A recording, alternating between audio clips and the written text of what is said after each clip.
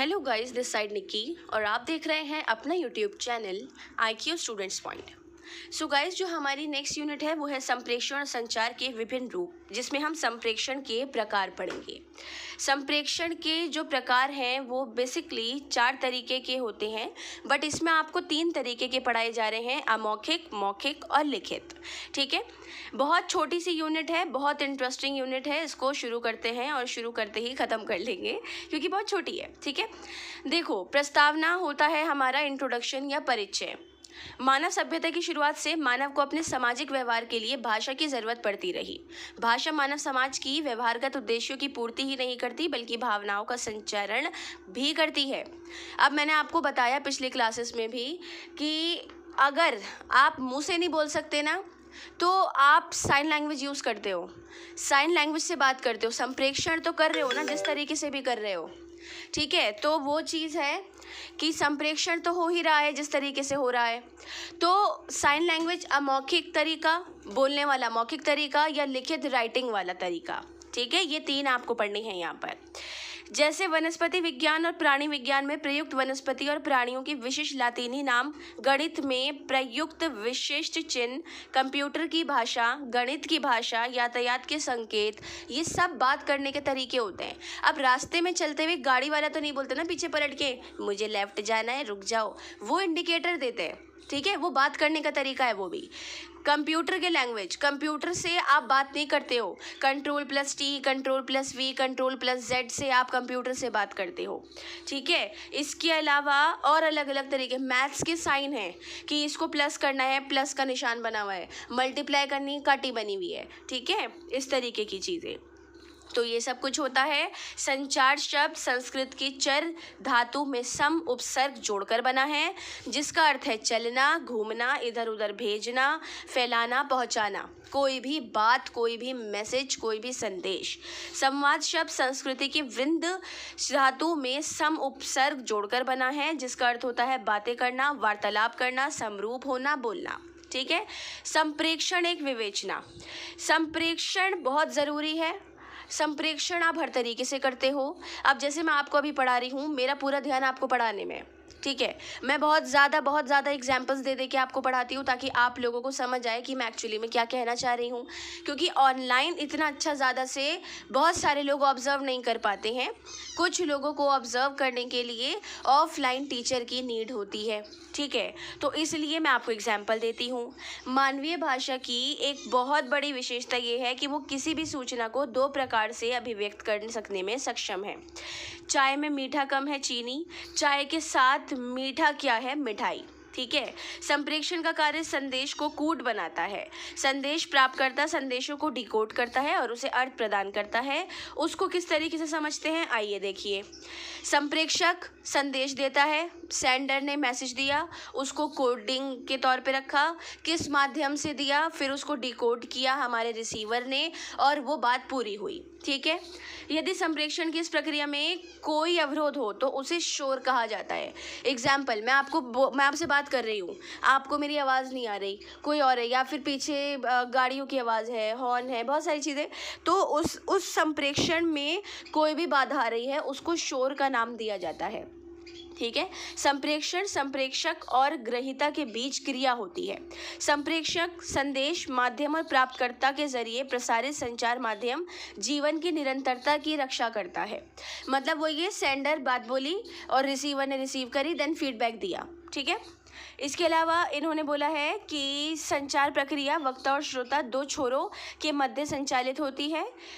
ये इसकी मान्यता विद्वानों ने दी है। व्यक्तित्व संप्रेषण, अंतर व्यक्तित्व संप्रेषण और जनसंचार।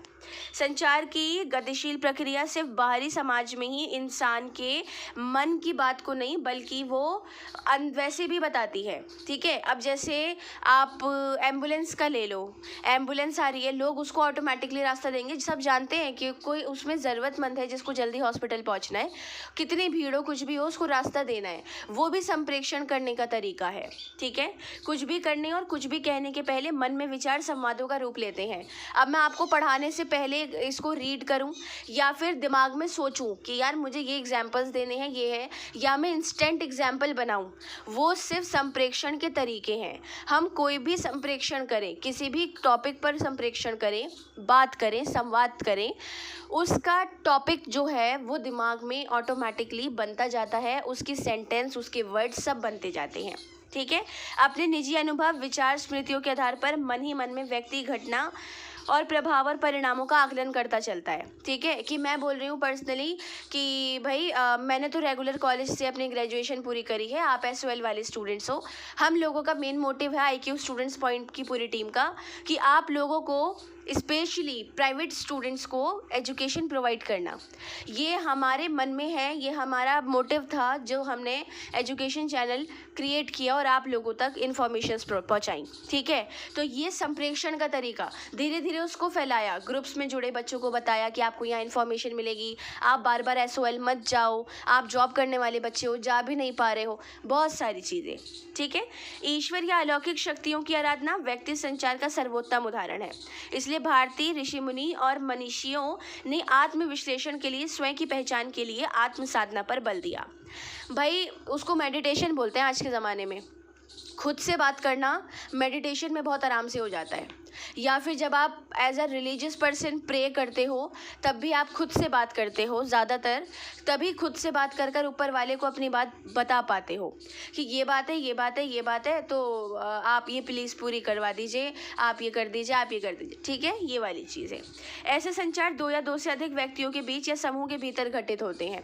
कभी कभी खुद के साथ भी होते हैं, खुद के साथ भी हम संचार कर सकते हैं, कोई प्रॉब्लम नहीं है। इस प्रक्रिया में संदेशों का प्रेषण मौखिक और स्पर्श या चेहरे के हाव भाव या शरीर की मुद्राओं से संभव हो सकता है।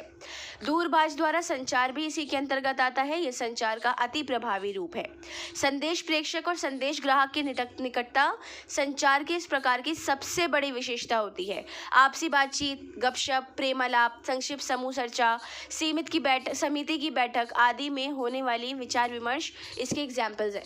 भाई अगर कोई कमेटी बैठती है, कोई कम्युनिटी बैठती है या कोई ग्रुप बैठता है तो उसमें क्या मेन रहता है, उसमें सबसे मेन बात ये रहती है कि सभी अपने थॉट्स को डिस्क्राइब करते हैं, शेयर करते हैं कि यार मेरा ये मानना है, हाँ ये मानना है, आप मिसेस मल्होत्रा आप कैसी हैं, मिस्टर वर्मा आप कैसे हैं, और बहुत सारी चीज़ें, ठीक है। अब वो कैसे है पूछा गया तो पता लगा कि जी वर्मा जी का तो एक्सीडेंट हो गया था, हमें नहीं पता था। जब तक बात नहीं करेंगे तो हमें कैसे पता लगेगा। हमें पता लगा मल्होत्रा कनाडा गई हुई थी, अब पता लगा, तो किसी ने बात नहीं करी तो पता भी नहीं लगा। जनसंचार पर अगर हम इस बात को रखें तो जनसंचार में संदेशों का संप्रेषण विशाल जन समुदायों के बीच होता है। हमने ग्रुप क्रिएट कर रखे हैं, हर ग्रुप में 1000+ स्टूडेंट्स हैं, टेलीग्राम ग्रुप में तो लाख में भी बच्चे हैं, है ना। अब वो एक कम्युनिटी हमने जनसंचार पे जोड़ दी जिसमें सभी स्टूडेंट्स अपने थॉट्स शेयर करते हैं। कभी कभी एडमिन्स नहीं होते हैं, ऑन द स्पॉट कोई स्टूडेंट किसी स्टूडेंट की हेल्प कर देता है, या बहुत सारी चीज़ें। तो ये भी जनसंचार का एक माध्यम है संप्रेषण करने का, मतलब जनसंचार एक माध्यम है संप्रेषण करने का, ठीक है। इन्हें जन माध्यम भी कहा जाता है। इन स्तर के संचार में लोग एक स्थान पर मौजूद नहीं होते हैं। अब भाई मैं हो सकता है मैं साउथ इंडिया में हूँ उस टाइम पर, मैं आपको क्लास दे रही हूँ, मुझे नहीं पता आप दिल्ली में सुन रहे हो, यूपी में सुन रहे हो, बिहार में सुन रहे हो, आप जहाँ से भी हो आप ये सुन रहे हो, मैं साउथ इंडिया से आपको ये क्लास भेज रही हूँ। तो ये चीज़ डिपेंड करती है जनसंचार माध्यम पे कि यही चीज़ें कितनी बढ़िया हो चुकी है कि आप कहीं से भी बैठ के कुछ भी कर सकते हो।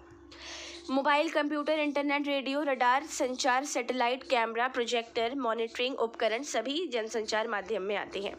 इसके अलावा इन्होंने बोला मुद्रित माध्यम भी जनसंचार माध्यम का काम करता है, जैसे पत्र, रिपोर्ट्स, टिप्पणी, अनुस्मारक, पुस्तक, ठीक है। अब बुक, मैं आपको बुक बोलूँ, जैसे मैंने मूवीज़ बोली पिछली क्लास में कि जी आप जो real true based event movies होती हैं वो देखा करो, या फिर कुछ फॉरेंसिक, डिटेक्टिव या साइंस से रिलेटेड मूवीज़ देखा करो, नॉलेज इंक्रीज़ होती है। या जो एक्चुअली में दुनिया में चल रहा है उससे रिलेटेड थोड़ी सी एक्शन मूवीज़, लव स्टोरीज़ में कोई कुछ नहीं रखा है, सबको पता है घूम फिर कर लव स्टोरी में कुछ नहीं होना है, लव होगा, बीच में दरारें पड़ जाएंगी, फिर दोबारा आपस में मिल जाएंगे, दैट्स इट, 3 घंटे की मूवी यहाँ ख़त्म हो जाएगी। लेकिन अगर आप कोई ट्रू इवेंट पे देखते हो, मैं वही एग्जांपल दूंगी पिछली क्लास की तरह, नीरजा है, रुस्तम है, गंगूबाई है, ठीक है, इस टाइप की मूवीज़, तो वो आपको कुछ एक मुद्रित माध्यम से, ठीक है, कुछ इन्फॉर्मेशंस प्रोवाइड करते हैं।